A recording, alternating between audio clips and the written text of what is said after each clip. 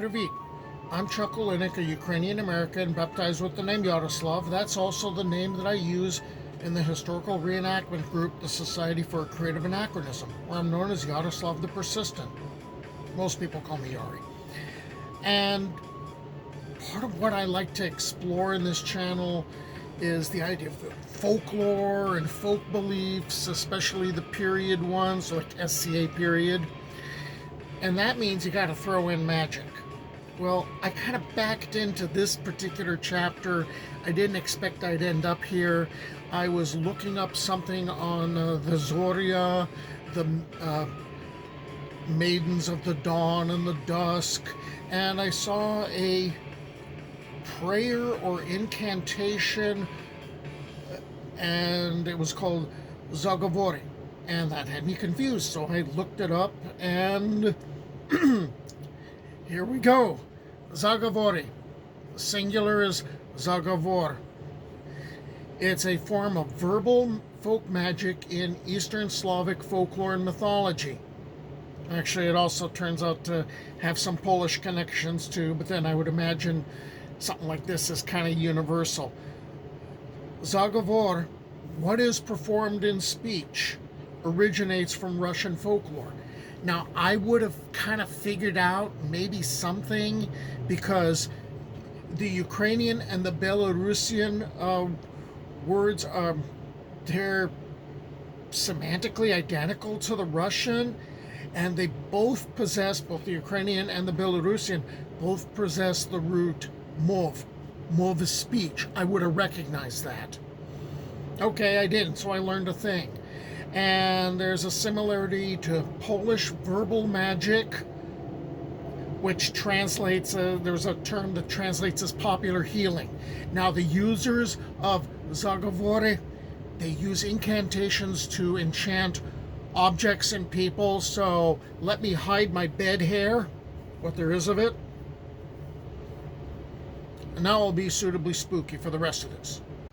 Zagovory, whatever you want to call it, an art or a science, arose from pagan prayers and incantations. So there's going to be the belief in the power of the human word. And that carries with it the idea of the words have got to be pronounced exactly right, whether they are whispered or sung, as well as observing the associated rites exactly. As a Zagovory practitioner, you're supposed to have a lot of stamina to perform these rites very precisely. I'm going to operate on coffee. But there was this odd requirement that I ran into that a Zagovory practitioner should have a full set of teeth. That kind of says they need to be on the younger side, except that a lot of these people are going to be older. And apparently, if you're missing teeth, a knife is supposed to serve as a symbolic substitute for the teeth that aren't there. I have not figured out exactly how the knife is supposed to be used, whether you're supposed to brandish it, or maybe you're supposed to hold it up to your lips. I haven't figured that part out yet, but I thought it was a neat little twist. Originally, Zagovory was part of the art, maybe the arsenal of the Volkhv. That was a wise man or a sorcerer, a priest of the old gods, believed to have mystical powers, particularly the ability to predict the future. The first literary reference to a Volkhv occurs in the primary chronicle under the year 912. There, a Volkhv predicts Prince Oleg's death. He's supposed to die because of his horse, and he puts his horse out in a pasture like for a number of years, hears it's dead, shows up, looks at its skeleton, goes, "Ha, I win." Kicks the skeleton, the snake comes out, bites him, he dies. So there's like the first literary reference.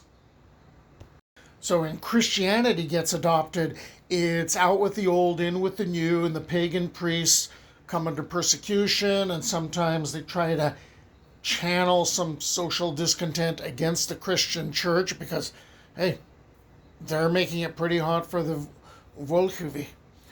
Although they were prosecuted by both the church and by secular authorities for witchcraft, blasphemy, rational heresies, and that was going on into the 18th century. For the sake of survival, Zagovory tradition began to mimic Christianity. They blend in, maybe you'll live. Zagovory imagery became saturated with Christian themes and Christian motifs, and used it as a reference base for performing magic acts. The words might show up in popular folk culture, often under the guise of a non-canonical Christian prayer. For example, one of the Zagovory apparently got influenced by Christianization, named How to Heal Wounds. And it said, as Jesus Christ, having been crucified, felt no pain, so may this person I heal feel no pain from any wounds, from any illness. What's interesting is there's a similar one recorded in 1648 for how to endure torture. Both heaven and earth are made of bast. Just as the dead in the earth feel nothing, may, insert name, likewise feel no pain from any atrocities, any tortures. Pagan and Christian characters are often interchangeable. For instance, in different versions of the same Zagovory, the supreme power that a practitioner applies to is either Maria, Mother of God, or Dawn the Red Maiden, Zoria, one of the three daughters of Dajbok, the sun god, who was also prayed to for good harvests. Ho, thou morning Zarya, and thou evening Zarya, fall upon my rye, that it may grow up tall as a forest, stout as an oak.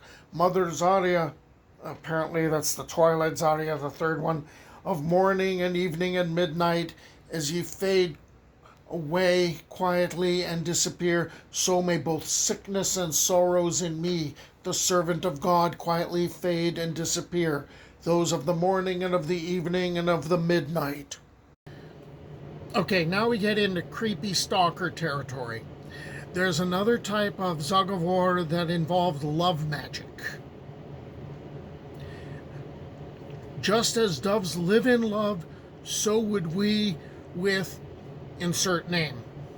And the practitioner performing this Zagovor, and this was documented in the Perm Government, had to perform a bird sacrifice. The young man had to catch and stab a dove and knead its fat into the dough to bake a kind of small loaf or bun, which he then had to feed to the girl that he loved, and he was supposed to say the short incantation or Zagovor that I just quoted.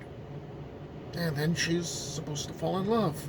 The most usual beginning of a Russian North Zagovor was "Blessed I rise," setting forth through doors and gates opening to the east, to the eastern side, to the pristine field, to the sea, ocean, onward to the holy island of God.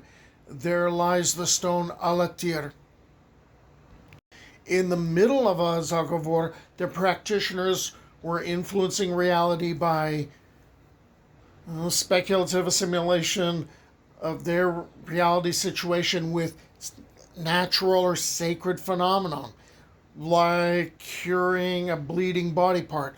Just as the stone Alatir yields no water, may I yield no blood. Neither a hen yields any milk, a cock any egg, nor would so-and-so bleed, insert name, neither blood from a bone nor water from a stone.